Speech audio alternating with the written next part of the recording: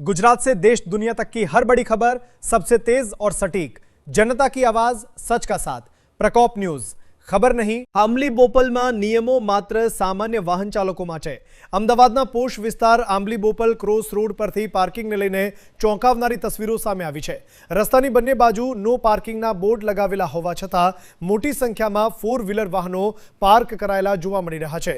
સવાલ એ છે કે નો પાર્કિંગના નિયમો સૌ માટે સરખા છે કે પછી નાના વાહનો, રિક્ષા કે મોટરસાયકલ રસ્તા પર ઊભા હોય તો ટોઈંગની કાર્યવાહી ઝડપથી થાય છે, તો પછી મોટી કારો સામે પણ એ જ કડકાઈથી કાર્યવાહી થાય છે કે નહીં?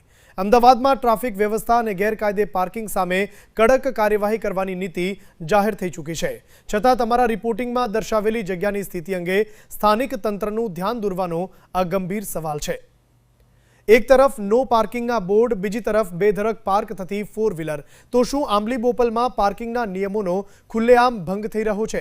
सामान्य वाहन चालक सामे टोइंगनी कार्यवाही थाय छे तो शू અહીં પણ સમાન નિયમ લાગુ પડશે? પ્રકોપ ન્યૂઝના કેમેરામાં કેદ થયેલી આ તસવીરો અનેક સવાલો ઊભા કરે છે। રિપોર્ટિંગ બાય પ્રવીણ ઠાકોર, અમદાવાદ પ્રકોપ।